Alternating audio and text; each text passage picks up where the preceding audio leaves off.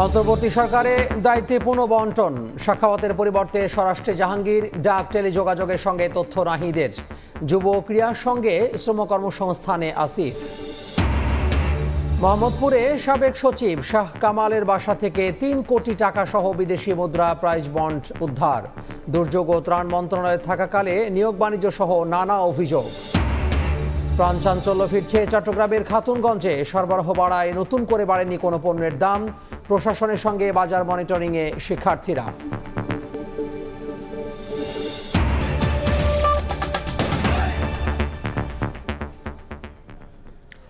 সকালের সময়ে সঙ্গে আছি আমি তোহা খান তামিম। অন্তর্বর্তী সরকারের নতুন 4 উপদেষ্টার দফতর বন্টনের পাশাপাশি 8 উপদেষ্টার দফতর পুনঃবন্টন করা হয়েছে। এম সাখাওয়াত হোসেনের পরিবর্তে স্বরাষ্ট্র মন্ত্রণালয়ে দায়িত্ব পেয়েছেন লেফটেন্যান্ট জেনারেল জাহাঙ্গীর আলম চৌধুরী। একই সঙ্গে কৃষি মন্ত্রণালয়ের দায়িত্ব তাকে দেওয়া হয়েছে। ডাক ও টেলিযোগাযোগের পাশাপাশি তথ্য ও সম্প্রচার মন্ত্রণালয়ের দায়িত্ব দেওয়া হয়েছে নাহিদ ইসলামকে। যুব ও ক্রীড়ার সঙ্গে শ্রম ও কর্মসংস্থান মন্ত্রণালয়ের উপদেষ্টার দায়িত্ব পেয়েছেন আসিফ মাহমুদ। অন্তর্বর্তীকালীন সরকারের নতুন 4 উপদেষ্টার দপ্তর বন্টনের পাশাপাশি 8 উপদেষ্টার দপ্তর পুনর্বন্টন করা হয়েছে। এম সাখাওয়াত হোসেনের পরিবর্তে স্বরাষ্ট্র মন্ত্রণালয়ের দায়িত্ব পেয়েছেন লেফটেন্যান্ট জেনারেল অবসরপ্রাপ্ত জাহাঙ্গীর আলম চৌধুরী। একই সঙ্গে কৃষি মন্ত্রণালয়েরও দায়িত্ব দেওয়া হয়েছে তাকে। সাখাওয়াত হোসেনকে দেওয়া হয়েছে বস্ত্র ও পাট মন্ত্রণালয়ের দায়িত্ব। ডাক ও টেলিযোগাযোগের পাশাপাশি তথ্য ও সম্প্রচার মন্ত্রণালয়ের দায়িত্ব দেওয়া হয়েছে নাহিদ ইসলামকে। যুব ও ক্রীড়ার সঙ্গে শ্রম ও কর্মসংস্থান মন্ত্রণালয়ের উপদেষ্টার দায়িত্ব পেয়েছেন আসিফ মাহমুদ। অধ্যাপক আসিফ নজরুল আইন মন্ত্রণালয়ের পাশাপাশি প্রবাসী কল্যাণ ও বৈদেশিক কর্মসংস্থান এবং সংস্কৃতি মন্ত্রণালয় সামলাবেন। শুক্রবার শপথ নেওয়া উপদেষ্টাদের মধ্যে ওয়াহিদুদ্দিন মাহমুদকে পরিকল্পনা মন্ত্রণালয়, মোহাম্মদ ফাউজুল কবির খানকে দেয়া হয়েছে বিদ্যুৎ জ্বালানি, খনিজ সম্পদ, সড়ক পরিবহন সেতু মন্ত্রণালয় এবং রেল মন্ত্রণালয়ের দায়িত্ব, আর আলী ইমাম মজুমদারকে প্রধান উপদেষ্টার কার্যালয়ে সংযুক্ত করা হয়েছে। সালেউদ্দিন আহমেদকে অর্থ মন্ত্রণালয়ের সঙ্গে বাণিজ্য মন্ত্রণালয়ের উপদেষ্টার দায়িত্ব দেওয়া হয়েছে। আদিলুর রহমান খানকে শিল্প মন্ত্রণালয়ের পাশাপাশি গৃহায়ন ও গণপূর্তের, রিজওয়ানা হাসানকে পরিবেশের সঙ্গে পানি সম্পদ মন্ত্রণালয়ের দায়িত্ব দেওয়া হয়েছে। আর উপদেষ্টা ফারুকী আজম পেয়েছেন মুক্তিযুদ্ধ মন্ত্রণালয়ের পাশাপাশি দুর্যোগ ও ত্রাণ মন্ত্রণালয়ের দায়িত্ব। আফজার হোসেন, সময় সংবাদ, ঢাকা।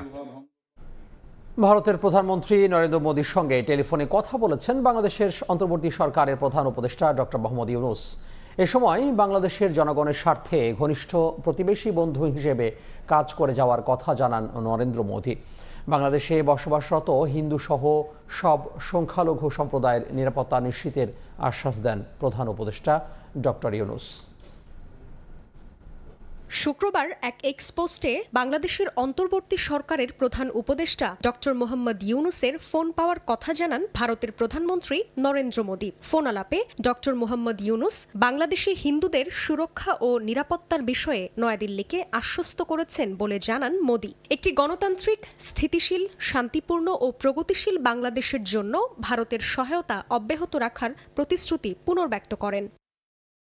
ফোনালাপের বিষয়টি নিশ্চিত করে এক বিবৃতিতে প্রধান উপদেষ্টার কার্যালয়ের পক্ষ থেকে বলা হয়, বাংলাদেশের জনগণের স্বার্থে ঘনিষ্ঠ প্রতিবেশী বন্ধু হিসেবে কাজ করে যাওয়ার কথা জানিয়েছে ভারত। ডক্টর ইউনূস আশ্বস্ত করেছেন বাংলাদেশি হিন্দু জনগোষ্ঠী এবং অন্যান্য সংখ্যালঘু সম্প্রদায়ের সুরক্ষা ও নিরাপত্তা নিশ্চিতে অগ্রাধিকার দেবে অন্তর্বর্তী সরকার। সংখ্যালঘুদের হামলা ও নির্যাতনের বিষয়ে অতিরঞ্জিতভাবে খবর প্রকাশ করা হয়েছে উল্লেখ করে ভারতীয় সাংবাদিকদের এ বিষয়ে তৃণমূল থেকে সংবাদ সংগ্রহে মোদীর কাছে আমন্ত্রণ জানান। ছাত্র জনতার আন্দোলনের মুখে শেখ হাসিনা সরকারের পতনের পর 8 আগস্ট ডক্টর মোহাম্মদ ইউনূসকে প্রধান উপদেষ্টা করে বাংলাদেশে অন্তর্বর্তী সরকার গঠন করা হয়। শপথ নেয়ার পরপরই তাকে শুভেচ্ছা জানিয়ে এক্সে পোস্ট করেন ভারতের প্রধানমন্ত্রী নরেন্দ্র মোদী। জান্নাতুল সাদিয়া, সময় সংবাদ। বাংলাদেশে ছাত্র আন্দোলনে গত 16 জুলাই থেকে 11 আগস্ট পর্যন্ত 650 জন নিহত হয়েছেন বলে জানিয়েছে জাতিসংঘের মানবাধিকার বিষয়ক কমিশন। এর মধ্যে শিশুই রয়েছে অন্তত 32 জন। শুক্রবার প্রকাশিত প্রাথমিক প্রতিবেদনে আরও বলা হয়, শিক্ষার্থীদের বিক্ষোভ দমনে আইন প্রয়োগকারী সংস্থা অতিরিক্ত বল প্রয়োগ করেছে। বিরোধী আন্দোলনে নিহতের তালিকা করছে অন্তর্বর্তীকালীন সরকার। এরই মধ্যে জাতিসংঘ জানালো, বাংলাদেশের ছাত্র আন্দোলনে 16 জুলাই থেকে 11 আগস্ট পর্যন্ত 650 জন নিহত হয়েছেন, যার মধ্যে 32 জনই শিশু। এছাড়াও হাজারো মানুষ আহত বলে উল্লেখ করা হয়েছে শুক্রবার প্রকাশিত জাতিসংঘের মানবাধিকার কমিশনের প্রাথমিক প্রতিবেদনে। জেনেভা থেকে প্রকাশিত সংস্থাটির প্রতিবেদনে বলা হয়, 16 জুলাই থেকে 4 আগস্ট পর্যন্ত মারা গেছেন অন্তত 400 জন, আর 5 থেকে 6 আগস্টের মধ্যে মারা যান 250 জন। প্রতিবেদনে আরও বলা হয়, নিহতদের মধ্যে আছেন বিক্ষোভকারী, পথচারী, সাংবাদিক এবং নিরাপত্তা বাহিনীর বেশ কয়েকজন সদস্য। 10 পাতার ওই প্রতিবেদনে বাংলাদেশের নিরাপত্তা বাহিনীর বিরুদ্ধে গুরুতর এবং বিশ্বাসযোগ্য মানবাধিকার লঙ্ঘনের অভিযোগের কথা বলা হয়েছে। জাতিসংঘ বলছে, আওয়ামী লীগ সরকার শান্তিপূর্ণ আন্দোলনে নির্বিচারে বল প্রয়োগে রাবার বুলেট, সাউন্ড গ্রেনেড এবং প্রাণঘাতী গোলাবারুদ সহ আগ্নেয়াস্ত্র ব্যবহার করেছে।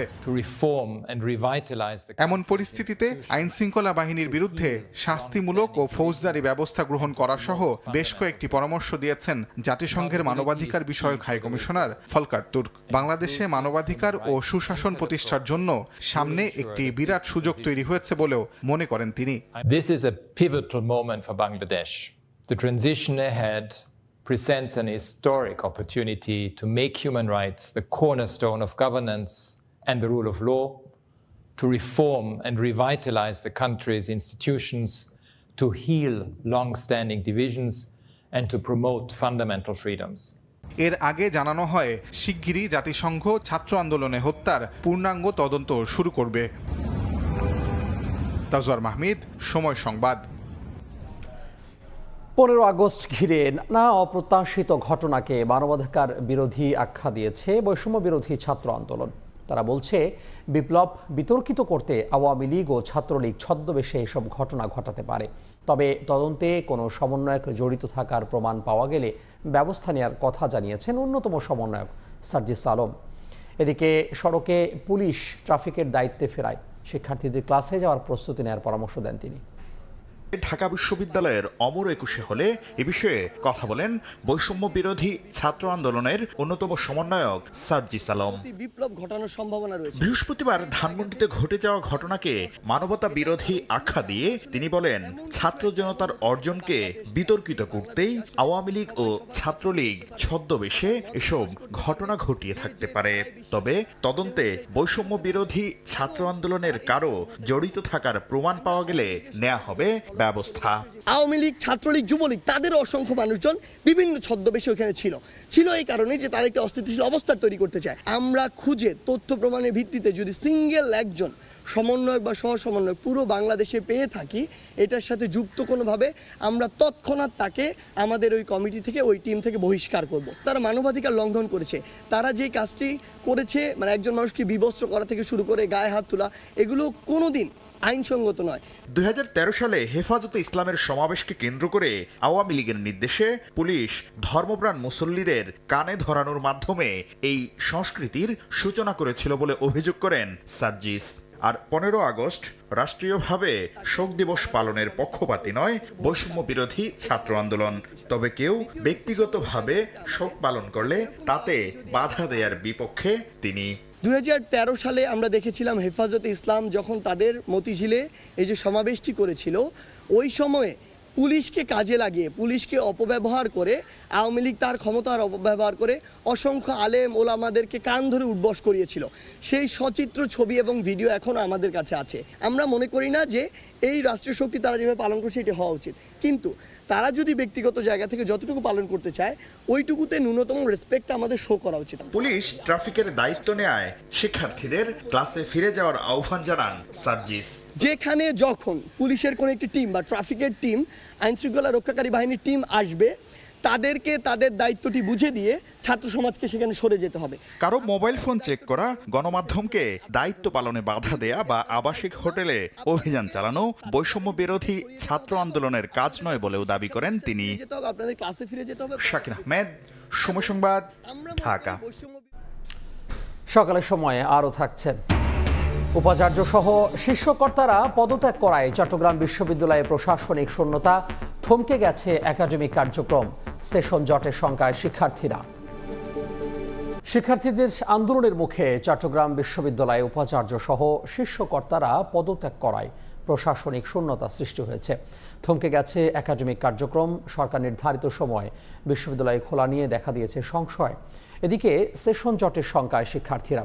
বিস্তারিত তারিফ রহমানের রিপোর্টে। ছাত্র জনতার আন্দোলনের মুখে শেখ হাসিনা সরকার পতনের পর দেশের সব ক্ষেত্রেই সংস্কার চলছে। গত 10 আগস্ট থেকে চট্টগ্রাম বিশ্ববিদ্যালয় একে একে পদত্যাগ করেন উপাচার্য, 2 উপ-উপাচার্য, প্রক্টোরিয়াল বডি, সব হলের প্রদক্ষ ও ছাত্র উপদেষ্টা। বিশ্ববিদ্যালয়ে এখন কার্যত প্রশাসনিক শূন্যতা বিরাজ করছে। এমন অবস্থায় গত 7 আগস্ট বিশ্ববিদ্যালয়ের 552তম জৌলি সিন্ডিকেট সভায় গৃহীত সব সিদ্ধান্ত স্থগিত হয়ে গেছে। ওই সভায় আবেদনের ভিত্তিতে আবাসিক হলের আসন বরাদ্দ সহ 19 আগস্ট থেকে বিশ্ববিদ্যালয়ে ক্লাস শুরুর কথা বলা হয়েছিল। পাশাপাশি 16 আগস্ট থেকে শাটল ট্রেন চালু ও 18 আগস্ট থেকে আবাসিক হল খুলে দেওয়ার কথাও জানানো হয়। কিন্তু চলমান পরিস্থিতিতে শিক্ষার্থীদের তোপের মুখে পদত্যাগ করে বিশ্ববিদ্যালয় প্রশাসন। এতে স্থগিত হয়ে পড়েছে সব কার্যক্রম। সেশন জটের সংখ্যায় শিক্ষার্থীরা। প্রশাসন না এসে যদি আমাদের ক্লাস কার্যক্রম ফিরিয়ে না দেয়, তাহলে আমাদের যে আমরা সেশন জটের ভিতরে পড়ব। এবং এছাড়া যদি আমরা এরকমভাবে অবসর সময় কাটাই, তাহলে শিক্ষার্থীদের পক্ষে যে তাদের যে ক্লাস কার্যক্রম, তারপর ক্যাম্পাসে এসে যে আনন্দ উপভোগ করা, এগুলো থেকে যদি আমরা বঞ্চিত হচ্ছি। এরই মধ্যে গত 14 আগস্ট বিশ্ববিদ্যালয় খোলার সিদ্ধান্ত স্থগিত করে বিজ্ঞপ্তি দেওয়া হয়। পাশাপাশি ক্যাম্পাসের সার্বিক নিরাপত্তা ও শৃঙ্খলা বিধানের স্বার্থে উদ্বুদ্ধ পরিস্থিতিতে আবাসিক হলসমূহে নতুনভাবে সিট বরাদ্দ না দেওয়া পর্যন্ত শিক্ষার্থীদেরকে আবাসিক হলে প্রবেশ না করার নির্দেশ দেওয়া হয়। বিশ্ববিদ্যালয়ের প্রশাসনিক ভবনে গিয়ে দেখা যায় রেজিস্ট্রার ও অ্যাকাউন্টস অফিস ছাড়া উপাচার্য, উপ-উপাচার্য সহ সব অফিস তালাবদ্ধ। এই মুহূর্তে কোনো উপাচার্য যদি না আসে, কোনো অভিভাবক যদি না আসে, তো বিশ্ববিদ্যালয়ের ক্লাস খোলা তো বা হল খোলা তো সম্ভব না। নতুন যোগ্য প্রশাসন নিয়োগের মাধ্যমে দ্রুত পরিস্থিতি স্বাভাবিক করে বিশ্ববিদ্যালয় খুলে দেওয়ার প্রত্যাশা শিক্ষার্থীদের। তারিফ রহমান, সময় সংবাদ, চট্টগ্রাম বিশ্ববিদ্যালয়। দেশের পরিস্থিতি স্বাভাবিক হতে শুরু করায় প্রাণচঞ্চল ফিরছে ভোগ্যপণ্যের অন্যতম বড় পাইকারি বাজার খাতুনগঞ্জে। সরবরাহ বাড়ায় নতুন করে দাম বাড়েনি কোনো নিত্যপণ্যের, তবে বেচাকেনা কিছুটা কমেছে বলে জানান ব্যবসায়ীরা। প্রশাসনের পাশাপাশি বাজার মনিটরিং করছেন শিক্ষার্থীরাও। সাখাত ত্রিপুর ক্যামেরায় বিস্তারিত ফেরদৌস লিপের রিপোর্টে। দেশের ভোগ্যপণ্যের সবচেয়ে বড় পাইকারি বাজার খাতুনগঞ্জে বিভিন্ন বন্দর ও মোকাম থেকে আসছে নিত্যপণ্যবাহী ট্রাক ও কাভার্ড ভ্যান। শ্রমিকরাও ব্যস্ত পণ্য লোড আনলোডিংয়ের কাজে। জেলার বিভিন্ন স্থান থেকে আসা খুচরা ব্যবসায়ীরা নিজেদের চাহিদা মতো পণ্য বোঝাই করে ফিরছেন গন্তব্যে। দীর্ঘ অস্থিরতা কাটিয়ে প্রাণচঞ্চলও ফিরছে খাতুনগঞ্জে। পরিস্থিতি স্বাভাবিক হতে শুরু করায় টানা বন্ধে আর্থিক ক্ষতি কাটিয়ে ওঠার চেষ্টা ব্যবসায়ীদের।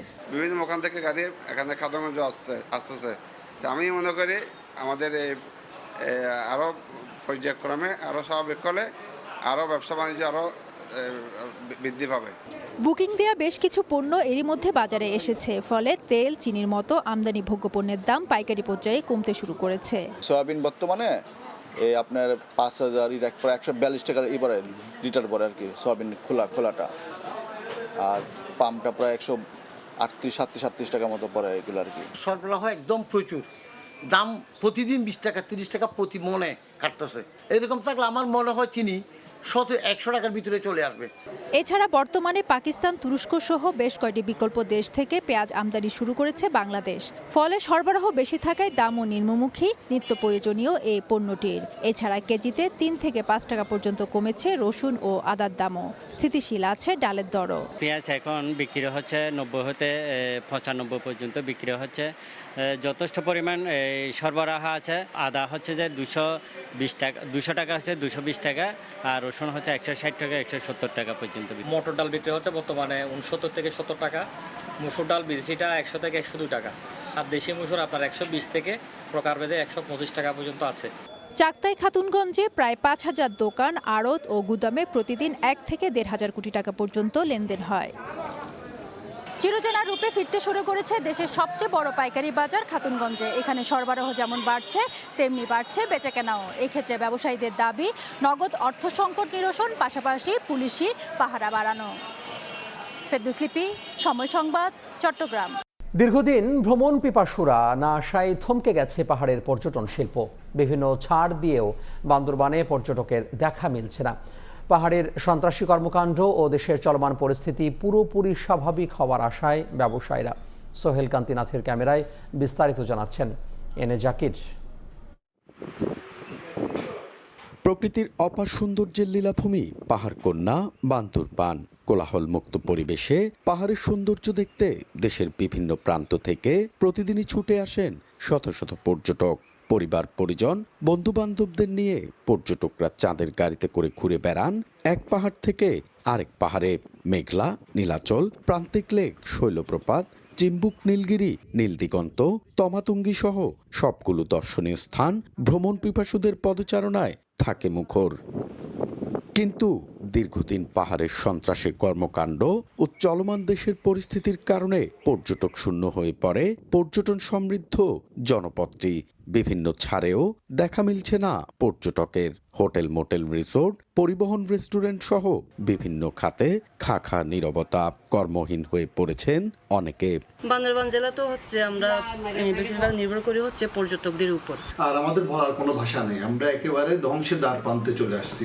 বন্ধ হয়ে গেলে আমাদের এখানে যারা আমরা গরিব কর্মচারী আছি, আমাদের তো সংসার বন্ধ হয়ে যাবে। এদিকে পর্যটকদের ভ্রমণ নিরাপদ ও আনন্দদায়ক করতে সব ধরনের নিরাপত্তা নেওয়া হয়েছে বলে জানায় ট্যুরিস্ট পুলিশ।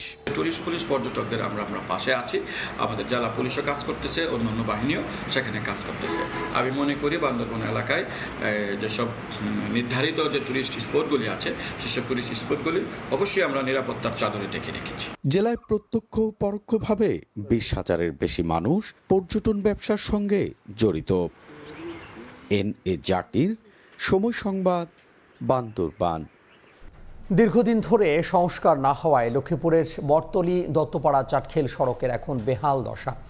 বেশিরভাগ স্থানে কার্পেট উঠে সৃষ্টি হয়েছে বড় বড় গর্তের।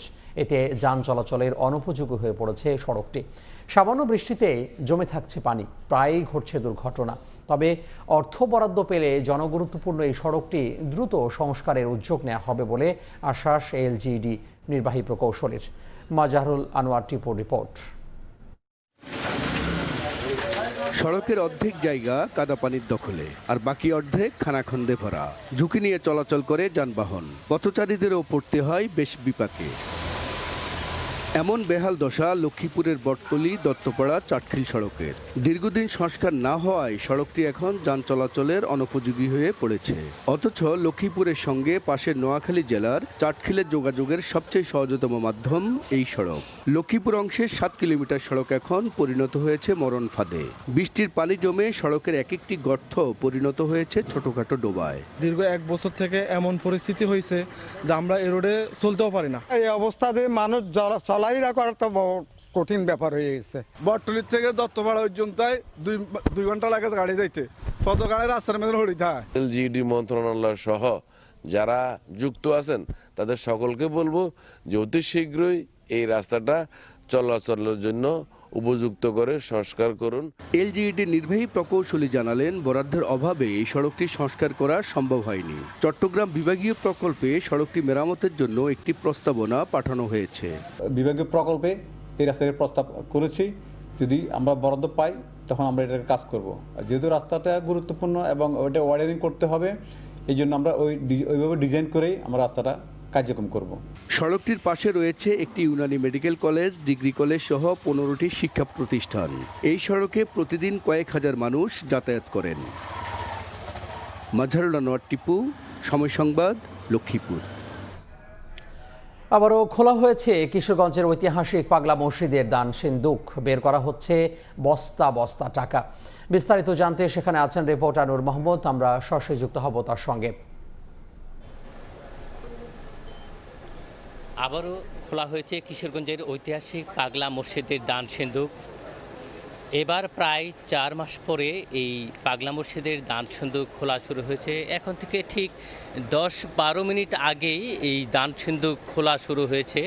এখানকার যে প্রশাসনিক কর্মকর্তারা আছেন, জেলা প্রশাসক, পুলিশ সুপার এবং সেনা ক্যাম্পের ঊর্ধ্বতন কর্মকর্তারা সহ সকল প্রশাসনিক কর্মকর্তাদের উপস্থিতিতে এই মাত্র এইখানকার যে প্রথম 2টি দান সিন্ধুক খোলা হয়েছে এবং 2টি দান সিন্ধুক থেকে টাকা উপরে নিয়ে যাওয়া হয়েছে। এই পর্যায়ে যে তৃতীয় যে সিন্ধুকটি সেটি খোলার কাজ চলছে।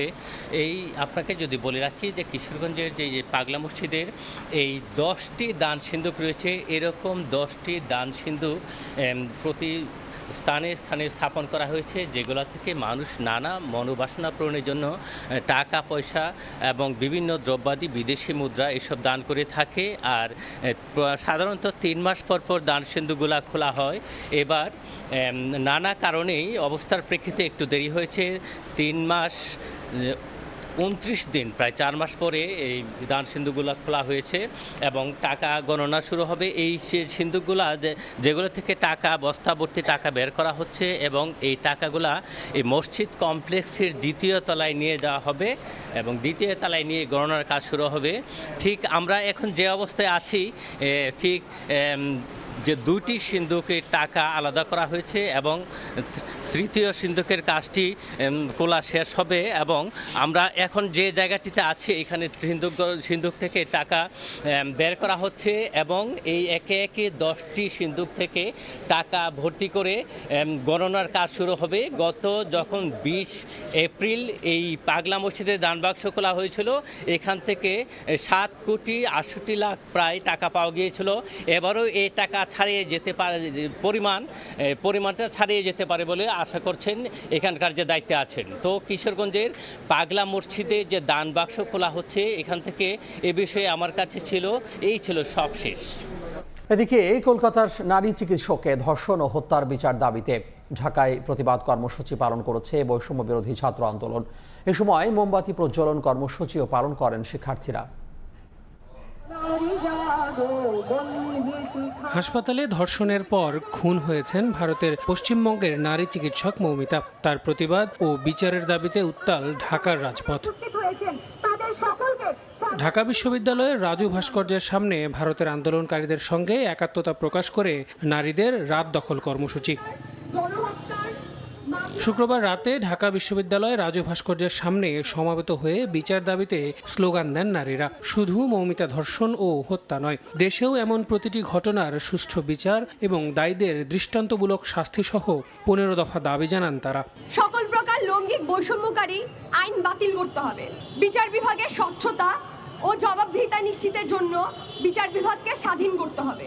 মনে রাখবেন, আজকে ঘটনাটা আপনার সাথে হয় নাই মানে এই না যে কালকে হবে না। আমাদের ক্যাম্পাস, আমাদের ঢাকা শহর এখনো রাতের বেলা মেয়েদের জন্য খুবই আনসেফ। এমন একটি আইন শৃঙ্খলা রক্ষাকারী বাহিনী চায় যারা ইয়াসমিন হত্যাকাণ্ডের মতো কোনো হত্যাকাণ্ড ঘটাবে না। তাদের কর্মসূচিতে যোগ দিয়ে সংহতি জানান অন্তর্বর্তীকালীন সরকারের উপদেষ্টা শারমিন মুর্শিদ। নারীদের নিরাপত্তা নিশ্চিতে বর্তমান সরকার কাজ করবে বলে জানান তিনি। এখন আমরা অনেক বেশি অনায়াসে এই কথাগুলো বলি। তোমরা যদি নিরাপদহীন হও তাহলে আমাকে জানতে হবে এই নিরাপদহীনতাকে দূর করব কি করে। আমি এসছি তোমাদের কথা শোনার জন্য, আমি এসছি শোনার জন্য তোমরা বলো আমরা কি করে এই নিরাপত্তাহীনতা দূর করব। সমাবেশ শেষে মশাল মিছিল নিয়ে ক্যাম্পাস প্রদক্ষিণ করেন নারীরা। এর আগে সন্ধ্যায় একই দাবিতে রাজু ভাস্কর্যের পাদদেশে বিক্ষোভ সমাবেশ, মিছিল এবং মোমবাতি প্রজ্বলন কর্মসূচি পালন করে বৈষম্য বিরোধী ছাত্র আন্দোলন। নারীর উপর সহিংসতা বন্ধে সঠিক বিচার ও শাস্তি নিশ্চিতের দাবি জানান তারা। পৃথিবীর বুকে এই বার্তা পৌঁছে দিতে চাই যেন মেয়েদের জন্য নিরাপদ পরিবেশ নিশ্চিত করা হয়। মৌমিতা, নির্ভয়া, তনু, নুসরাত সমেত যতগুলো ধর্ষণের ঘটনা ঘটেছে সবগুলো অপরাধের কঠোর বিচার নিশ্চিত করা হোক। নারী পুরুষ বৈষম্য দূর হয়ে গড়ে উঠুক মানবিক সমাজ, এমন প্রত্যাশার কথা জানান সবাই। আল আমিন তুষার, সময় সংবাদ, ঢাকা। সকালের সময় শীর্ষ সংবাদগুলো জানিয়ে দিব আরও একবার।